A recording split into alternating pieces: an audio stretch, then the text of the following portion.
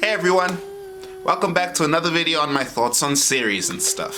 Today's video is episode 3 of Marvel Thoughts and is on Loki, the long-awaited and well-received Marvel series on Disney+. The mercurial villain Loki resumes his role as the god of mischief in a new series that takes place after the events of Avengers Endgame.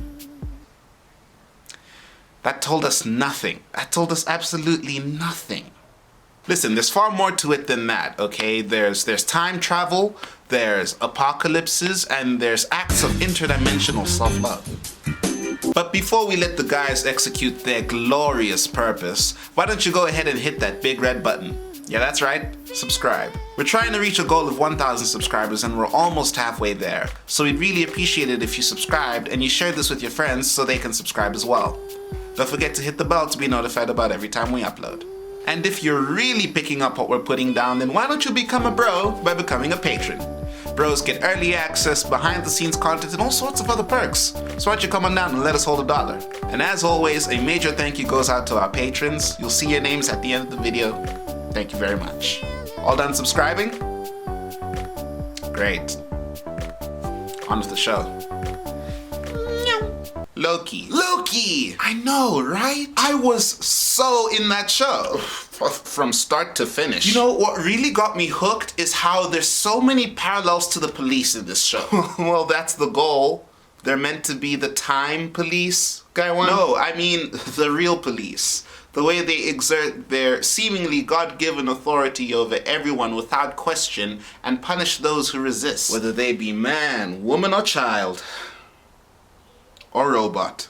Yeah, but you know, that is an interesting thought. Though, instead of the police, I feel like that applies to any kind of absolute autocratic power that judges the masses. And in this case, it really is the masses. Annihilating entire timelines and orphaning little girls. As Sylvie said. You know, Sylvie says that to mock Mobius and the TVA at large. But when you think about it, that's what most of the heroes in Marvel's universe do. How so? Well, they destroy entire cities, killed countless people, whether directly or indirectly, all for the seemingly greater good of the majority, for the illusion of freedom when true freedom leads to absolute chaos. But they don't do it on purpose. Does it matter? I guess not. It's actually quite fascinating, really. The Kang who remains. The Kang who remains. He created a universe that submits chaos into order almost by default. The Sokovia Accords, Captain Marvel, the Avengers. It's honestly quite brilliant how Immortus shaped the MCU as we know it. Oh, definitely. I do have questions though. Yeah? Why is there only one TVA? Or am I dumb for thinking multiple timelines should have multiple TVAs? I at least don't think that's how it works. I think they did say that the TVA is meant to be on the sacred timeline, but it could be removed entirely. I mean, it's not as if that they were telling the truth the entire time. Renslayer and Mobius have been friends for eons, and Mobius says that time moves differently in the TVA, if it moves at all. So who knows? But their slogan is for all time, always. For all time. Got it. Yeah, no, I got it. Okay, cool. What I really wanted to know was why the TVA was using their pruning sticks like dummies. Why would you place it against your forearm? I was really curious as to why the other end was sharp, because that would suggest that they aim to kill or maim somebody in the field. And that's kind of dark and gnarly, especially when considering that you could just prune them. Also, why would you want to keep the pruning end so close to your arm and risk pruning yourself? You should rather put yourself behind that end, like a foil or a saber. Exactly. And then Loki and Sylvie, am I right? Oh my god, just shut up and kiss, am I right? Oh, yeah. But then... They did shut up and kiss! So satisfying! Until she cast him into the TVA. You know what? Nothing flares my trust issues more than watching the female version of somebody betray themselves. Disappointing. And then she went and released the timeline. I never expected it. That kiss was so worth it, though. So worth it. Is that weird? I don't think so. Like, should we care? Because I don't care. Well, they kissed themselves, so... I mean, it's definitely the height of narcissism. but maybe a little incestuous? Well, no, because they're the same person, so it's not incest. It's masturbation. Maybe we should just enjoy the moment and not overthink it. Yeah, totally.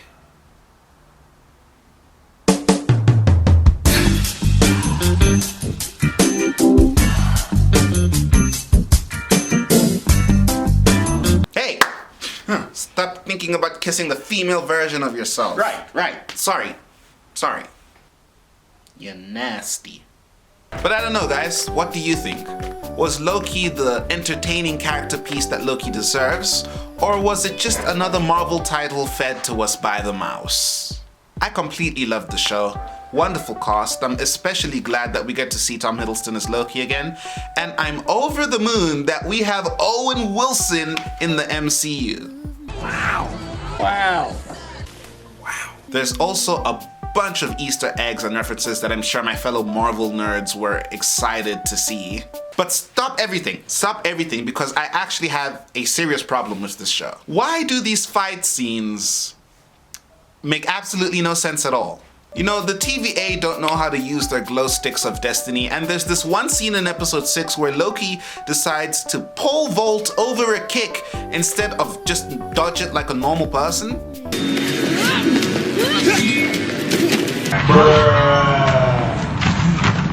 They're edited in a weird way, the movements are slow and loose, and just visually there seems to be something lacking. But narratively, they're pretty cool. And that makes me wonder who put the TVA together and how they did it, because yes, it is Immortus at the end of time who created the TVA, but who pulls the variants, who chooses the variants that make up the TVA, and who separates them into hunters and analysts, and what makes a hunter and an analyst, and how do you get promoted to a judge? It's just a lot of questions here that I have that I feel won't get answered. I was also into how Loki got a new sense of confidence, and he really built his self-esteem, and he learned to love himself, and he got to prove through one of the most innovative and unexpected ways ever that he really is intended for a glorious purpose. Killing or not killing Immortus, the one who remains at the end of all time, is quite the feat. It's quite the decision to make. If that's not glorious purpose, I don't know what is. And our dearest Loki got to have a hand in that. He ignited the spark that may change the entire MCU as we know it forever. Also, the score is magnificent, but obviously that goes without saying. Rotten Tomatoes gave season 1 of this show a 92%. Yes. And IMDb gave season 1 a dashing 8.6 out of 10. 8.6. Wow. That is really high. I'm going to give it a 4.3 out of 5. Really good season 1. I had a great time, and I'm so excited. I can't wait for season 2. But that's all from me, guys. If you liked this video, give it a big thumbs up. If you absolutely hated this video, give it an even bigger thumbs up. As I said before, subscribe and hit the bell to be notified about every time we upload. After that, visit our Patreon and let us hold $1. And once again, a big thank you goes to the bros that you can see on screen. Thank you so much for your support. Can't do this without you. Thank you so much for supporting our content. The next video should be on Space Jam 2 or Gunpowder Milkshake starring Karen Gillan, which looks very interesting. I'm really excited to watch that movie. Or it could be on the Tomorrow War. If any of you are still interested in that, let me know in the comments if anyone wants to see the Tomorrow War with me. Yeah. By now, I'm sure you know that whatever comes next, you can always find me here every Thursday with another video on my thoughts on stuff. Until the next one, take care. Bye-bye.